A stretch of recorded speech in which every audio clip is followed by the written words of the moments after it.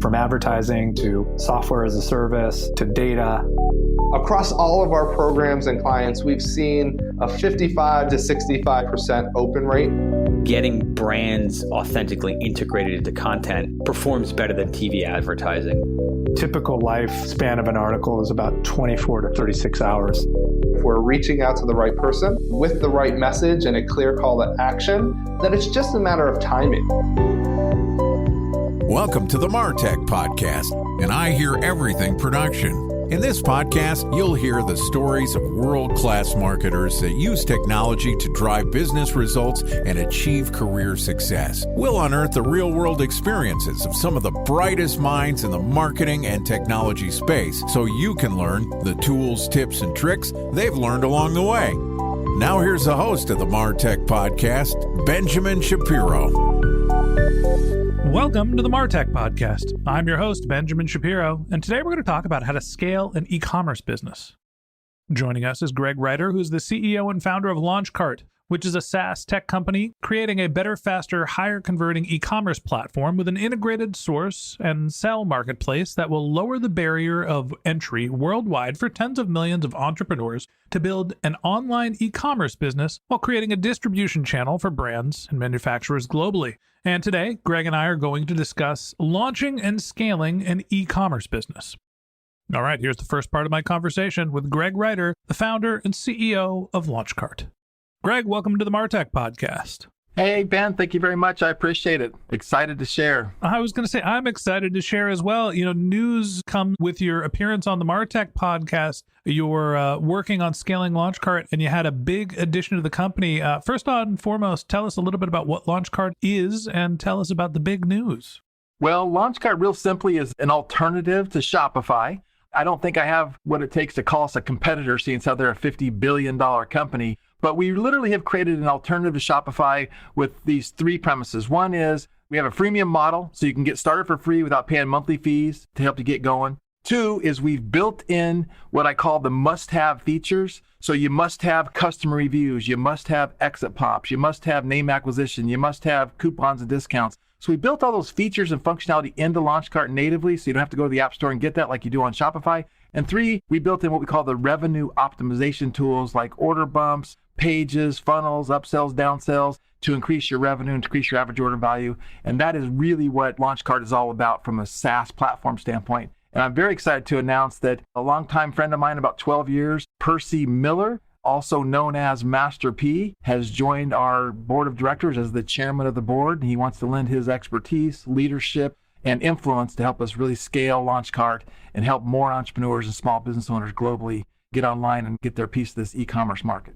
Two pieces of news there. One, there is a new competitor. I'll call you a competitor to Shopify. Even though you're not the same scale as Shopify, you're doing a relatively similar thing. And your take is that the plugin infrastructure that Shopify has been using could be simplified. So talk about the need for LaunchCart and what's the problem that brands are having when they're launching and scaling their e-commerce company. Well, you know, with Shopify, because it's the biggest competitor and platform out there, it's just speed to market, right? And ease of use. And the idea that you can go to Shopify and sign up today and you can't collect customer reviews is like getting a $1,400 smartphone and all it does is make and receive a phone call. So you have to go to their app store and you have to search customer review app. And then you have a whole bunch of choices and you have to go, which one should I get? And you have to do your research and you have to download it, configure it, install it. And then you have to pay extra for it. So by the time you actually get all the features and functionality that you actually need to run a successful e-commerce store, you're paying hundreds of dollars, if not thousands of dollars a month for these different apps, as well as each app slows your site down, slows your performance down, which hurts conversions, which is why we profess to be a higher converting platform because we have all these features built in and it's just speed to market. So I was listening to a podcast the other day. It was Plain English on the Ringer Podcast Network. And Derek Thompson from The Atlantic is the host. And he said that there's two ways to make money: bundling and unbundling. And he was talking about what's happening in media businesses where we're seeing things like cable companies have bundled all the television shows together into channels and channels into subscriptions. And then we saw an unbundling, and now we're kind of going back the other way. It seems like there's a similar thing happening here in e-commerce where individual features were unbundled and you can decide what features you wanted to plug into your Shopify experience, but sometimes you have to pay for the features, sometimes they require development, and now we're going through an unbundling process with Launchcart. Why is there a need to have the bundled version of an e-commerce platform? It just goes back to, as an entrepreneur and you're running your business, typically everything is invented or created out of a problem. You're going, God, I hate this. I hate the fact that I have to do this. And so when we set out to create Launchcart, we just wanted to make it a little bit simpler, a little bit easier. And the app model is a smart model because they have other developers spending their money to create technology that their customers are going to use, and then they end up making money on that. So it's not that it's a bad model. And we also have an app store as well. But the idea was, let's get those must-have features in there just so your speed to market and speed to launch is faster. And I think it's just solving some pain points a lot of people complained about. So speed to launch is obviously an important part, mostly with an e-commerce business. You're starting to figure out if you have product market fit. The sooner you can get your website up, the sooner you can start selling products. Talk to me about the launch process that is standardized for e-commerce. Well, typically, depending on where you're at in your life cycle as a business and your following and your followers on social media and that kind of stuff, you're going to build your product and you're going to get it up and going. You're going to start launching it and letting the world know you exist through press releases, PR, social media posts, email. And then, but at the end of the day, it's paid media. People who can spend money on advertising on Facebook, Instagram, TikTok, Snapchat, Google, Bing, all over the place, and spend money profitably are the ones that are going to win in this game. And then, of course, you have the influencers and celebrities, which is a little bit different. We'll talk about a little bit later. But so that comes back as a marketer going, I want to build a platform that helps me increase my average order value, helps me increase the lifetime value of my customer through tools and technology that really make it so I can spend money advertising profitably, and then I can win in this game of e-commerce. So what I'm hearing from you is that e-commerce is primarily driven through performance marketing. When you're launching a brand and you're not really sure who your product is for, if you're not sure if there is product market fit, what are your tips for getting those first few customers to figure out where there is a signal in the noise? What's so cool about today, it's cool and it's not cool. It's like between Google and Facebook, they know more about you than you know about you. They know more about me than they know about me. So there is an audience out there for the person that sews hand-woven socks or whatever that is. There's an audience out there for you that, and because of all the data that these companies collect on everybody, it's not too hard to find your target avatar, but you do have to put some energy and effort into it and start thinking about who is my customer, what is their age, what is their gender, what magazines they read, where do they hang out, what websites they hang out. And as you start to identify that, then you can get on these different platforms and spend a little bit of money and start testing out where you're getting your clicks and what the age group is of clicks and who's buying your product. And after over a period of time of testing, we're always talking about tracking and optimizing, you can easily find your target audience and then scale it from there to scale your business. Help me understand how you think about scaling. Once you've figured out, all right, I've got an idea of who my customers are, and I've figured out a channel where I can reach them, what are some of the ways where you can actually start to build your business predictably? Well, I'm actually in the middle of that right now. I'll give you a firsthand. So as I said earlier, Percy Miller joined our team. So he's really strong in the African-American market. He's got 3.7 million followers. He's doing a business partnership with Snoop Dogg, and they're launching a cereal. So he did a video saying, hey, I asked some of the guys at Launchcart to create a t-shirt challenge to teach you how to make money selling t-shirts online, how to start your t-shirt business online. And we put that video online and we run videos, we run ads to it. And we're running Instagram and Facebook ads. And we start getting clicks at $1 a click, and then we're getting leads at $2 a lead. Then it started to come down as we kind of get a little bit of the algorithm kicking in there. And we're getting 50-cent leads, but we're only spending maybe $100 a day. So now the idea is I have to really analyze my data and see, okay, these audience that were attracted to him because of his celebrity status, what are the demographics of that audience, the age, the gender, other things about that I can use that to scale and create different ad sets and different ad audiences to put some more pedal to the metal and put more money behind that ad spend, and then making sure that my funnel's profitable, meaning if I'm spending $100 a day and they're coming in the funnel, do I make $100 back? Now, in my case, I don't make money for 2 or 3 months. So you have to have the money to get your money back in 2 or 3 months because we're a SaaS platform with a monthly subscription fee. So I have to have the money to be able to sustain that 2 or 3 months negative cash flow. But as we start to scale that, it's really not difficult when you understand the ability to track and optimize. And that's the number one big mistake I see people is you either got to get a coach, a mentor, or a firm that can do this for you. But I really recommend everyone learn the basics of it, because if you don't know your numbers, you can never build anything of significance.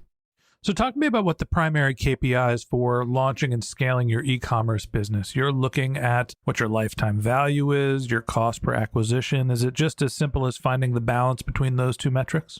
Well, it's your cost per lead, it's your cost per click, it could be your cost per 1,000 impressions. Because again, as you start to advertise and you're saying, okay, let me advertise to Snoop Dogg's audience, let me advertise to Master P's audience, let me advertise to the print-on-demand audience, let me advertise to the digital marketing audience. And those different audiences, you might have a higher cost per 1,000 impressions in one audience than the other. You might have a higher cost per click than another. You might have a higher cost per lead acquisition or customer acquisition than another. And so you want to kind of look at those because sometimes you get hoodwinked, right? Because you think, oh, look at this one's really performing well on the lead side, but on the conversion side to becoming a customer, it's not working well. So you have to kind of follow people all the way through the funnel and just kind of be able to track the cost per click, their cost per impression, the cost per click, the cost per lead, and the cost per conversion. And kind of looking at those KPIs and constantly doing things to test and split test. And it could be as simple as your headline, it could be your image, could be your video, it could be your landing page. It could be, and again, going back to e-commerce, it could be your hero product, it could be the product description, it could be, the product title, it could be the price, it could be free shipping, not free shipping. So we're always recommending people to test all these different variants on just very simple A/B split tests. This is one of the things that always concerns me about launching a new business is that there's so many variables that you can be stuck not understanding which one to start optimizing for. At the end of the day, what you're working towards is finding the right balance for your cost per acquisition and your lifetime value. If you have a lower cost per acquisition than lifetime value, your business is going to be profitable, assuming you have the capital to be able to withstand the buyback period. Now, that's an easy thing to say. Hey, create an e-commerce business and just have a positive CAC to LTV ratio and you win. In reality, you don't always know that data. You don't always have a better sense, so you start looking at leading indicators like your CPMs, your CPCs, your CPAs to understand which direction you're heading. Greg, last question for you. As you start to think about building a business, is there any sort of ratio that you're thinking about or any leading indicator that you rely on to launch your e-commerce businesses that tells you whether you're sitting on a winning lottery ticket or not? Well, we have all kinds of research tools. That's what's great about this today in this society. It's a lot less inexpensive to get a business started today than it was 20 years ago or 10 years ago. And so you just have to spend the time to do some research, right? So there's tools to see what designs are selling, what brands are selling. Like I was looking at Google Trends this morning like I do every day, and I saw some really good trends, people talking about drop shipping and then what products are the best drop shipping products. So you can kind of do all kinds of research, leveraging tools on the internet. And you know what, in this day and age, if you don't know what to research, just go to ChatGTP and go, hey, I'm getting ready to launch this new spin gym product. It's a fitness product. What should I do to research and see if people will buy my product? And this artificial intelligence will help you out. So it's really not as hard as it is. It just goes back to a little bit of coaching, a little bit of mentoring, doing a little bit of elbow work, and then getting launched and then tracking and optimizing the rest of your life. And that wraps up this episode of the Martech Podcast. Thanks for listening to my conversation with Greg Ryder, the CEO and founder of LaunchCart. Join us again tomorrow when Craig and I continue our conversation talking about how to make sense of celebrities, influencers, and brands. If you can't wait until our next episode and you'd like to learn more about Greg, you can find a link to his LinkedIn profile in our show notes. You can contact him on Twitter, where his handle is Greg Ryder, that's GregWriter, or you can visit his company's website, which is launchcart.com. Just one more link in our show notes I'd like to tell you about. If you didn't have a chance to take notes while you were listening to this podcast, head over to martechpod.com, where we have summaries of all of our episodes and contact information for our guests. You can also subscribe to our weekly newsletter, and you can even send us your topic suggestions or your marketing questions, which we'll answer live on our show. Of course, you can always reach out on social media. Our handle is MarTechPod, MarTechPod, on LinkedIn, Twitter, Instagram, and Facebook. Or you can contact me directly. My handle is Ben J. Shap, BenJShap. And if you haven't subscribed yet and you want a daily stream of marketing and technology knowledge in your podcast feed, we're going to publish an episode every day this year. So hit the subscribe button in your podcast app, and we'll be back in your feed tomorrow morning. All right, that's it for today. But until next time, my advice is to just focus on keeping your customers happy.